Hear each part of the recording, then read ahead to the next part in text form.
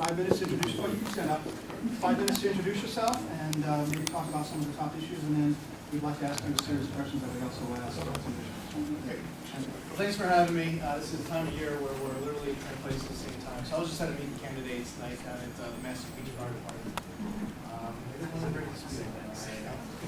Thank you for having me. I'm a state senator representing the 3rd District, which is south of here. I grew up in Brookhaven, K-12, William Floyd School District. I went to college and law school up in Albany, the Army ROTC. 4 years of active duty. Spent some time as a military intelligence officer. I was a prosecutor and a magistrate. Deployed to Iraq with the 82nd Airborne Division in 2006. Came back home in 2007. Joined the reserves. I still serve in the reserves today. I'm in the ranking major. And I was elected to the state senate in 2010. So I took office January 2011. One of my pet peeves about elected officials is that, and candidates, is that they come in front of you, they ask for your vote, they say, if you elect me, this is what I'm going to do. And then they come back 2 years later with their best excuse as to why they got none of it done.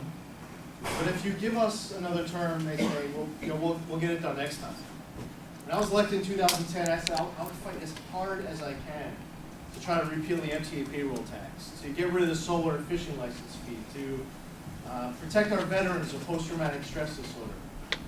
I obsessed over delivering on those commitments.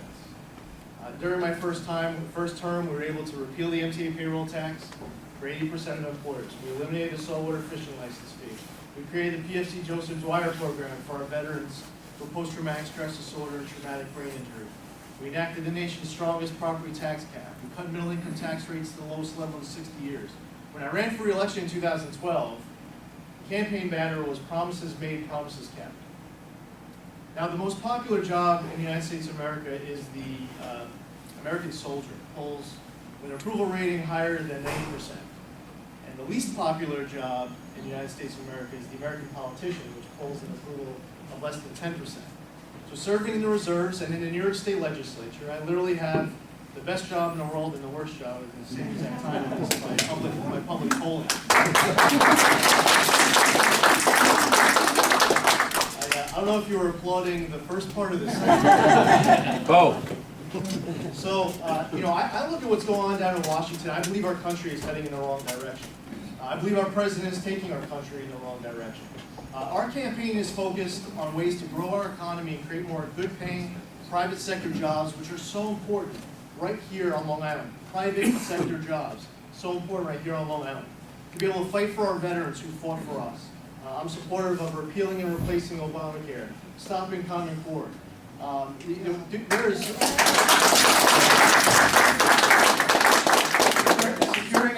Securing our borders and America's interests overseas.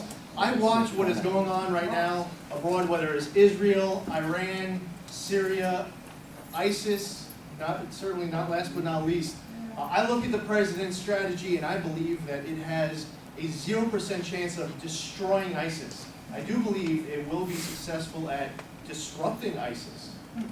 But the president, in his speech, he says this will be different than past wars in Iraq and Afghanistan because we're not going to have boots on the ground. And in the same speech, a paragraph later says, tonight I'm announcing I'm sending 495 additional troops to Iraq. And I posed the question to the incumbent at our first debate, are they going to be riding magic carpets? Are they going to be wearing something other than boots? These are 1,500 men and women on the ground. Who are they? What are their mission? Who's in charge? I'll tell you what, it is a victory to get the Iraqi military and Iraqi law enforcement just to show up to work. To expect them to travel hundreds of miles and destroy ISIS? I'm concerned about this threat that not just for that region, but also for us here at home. And I also think that there's a need to secure our borders. So those are some of the topics that we're focused on. The election, for any of you who are counting, I'm not, is 29 days from today, on November 4th, and I'm here to ask for your support. We cannot change Washington unless we change who we send there to represent us. If we keep re-electing the same people over and over and over again, how can we ever expect a different result? I'll just close with this. Measuring effectiveness, and you want a strong voice, you want someone representing you who's going to be able to get stuff done. This race presents you with a difference between a problem solver and a backbencher. Here's why. The incumbent has been in office 12 years. He has had 4 bills that he's introduced, passed and signed into law, all renaming post offices.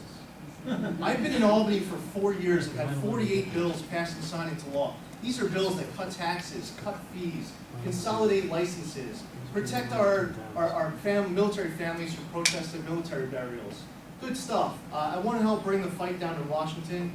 It's been a privilege to serve in our nation's military in the state Senate, and it'd be an honor to represent all of you in Washington in January. Thank you very much.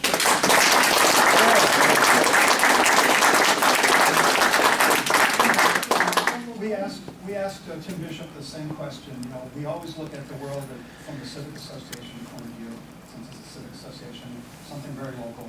What can somebody in Congress do for us here on Long Island in terms of helping the Long Island economy and helping our area here? Well, the biggest thing is creating more good-paying private sector jobs. The incumbent is talking about public sector jobs. You know, his 2 commercials, his new radio ad that's debuting tomorrow. It's all about how, you know, it's a federal employee saying thank you, Tim Bishop, for my employment. You know, we are driving businesses off of Long Island, and there's so much that contributes to that.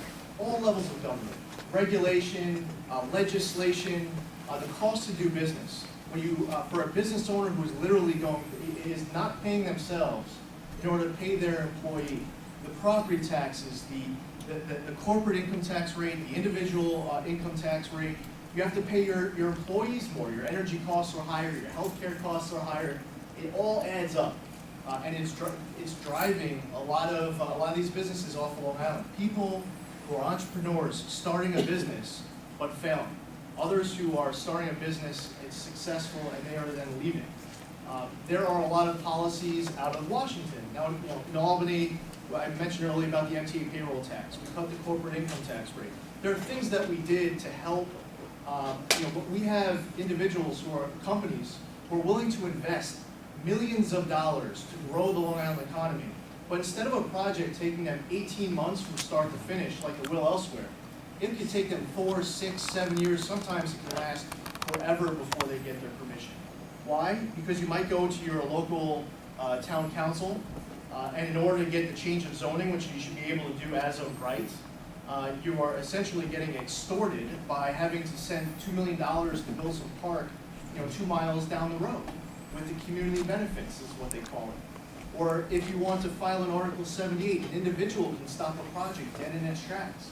Policies out of Washington are driving a lot of businesses out of the country altogether. We are losing all this liquidity in our own economy because businesses are leaving. I believe our immigration policies can be reformed.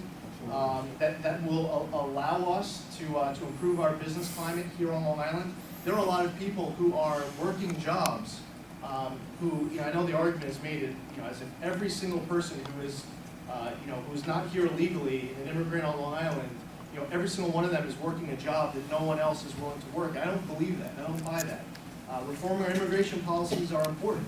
Reforming our capital gains tax policies are important to encourage more investment right here in America. You know, the estate tax, the fact that we are taxing death and at a ridiculously high rate for a vineyard on the North Fork having to sell 1/3 of their farm just to pay, you know, their share of an estate tax is wrong for a farm that's passed generation to generation. So there's a lot that can be done at all levels of government, including the federal government. Thank you very much. Our final question is, what is your position on climate change, and what steps, if any, do you think the federal government should take towards combating it? So you know, there's obviously a lot of controversy involved with climate change. There is a lot of people with varying views on it. There are certain solutions, regardless of whether or not you believe in it or not, don't believe in it, or you're not sure yet. There are certain things that allow us to be, you know, good stewards of our environment that make sense, that are good policies. You know, we should be supportive of good policies that are pro-environment, that are protecting our environment. Also, you know, realistically, as we understand that, you know, this is a, you know, this world that we live in, we have a lot of other countries that are doing a lot of other things with their own policies that are not in the best interests of our environment. So for us as individuals, as Long Islanders, or as government, we should look for opportunities to be able to protect our environment, to be able to pursue alternative means, to be able to fuel our home, to be able to, for energy, as far as natural gas CAFIS plants in my Senate district, which operates with much more efficient. It's better for the economy, better for the environment. The alternative ways now coming up to fuel our vehicles that can reduce not only our reliance on foreign oil, but reduce our reliance on oil altogether. So, the Open Fuel Standards Act is one particular piece of legislation down in Washington that's getting debated. But I think you have to move a little bit further as far as the upgrading of some of the vehicles that are being manufactured in order to be better equipped for some of these alternative fuels. But I think that the key is, because there's so much division as to where exactly we are in this climate change debate. Really, what's most important is what's the good idea? What's your proposal? And its merits. Should we pass it or not? Thank you very much.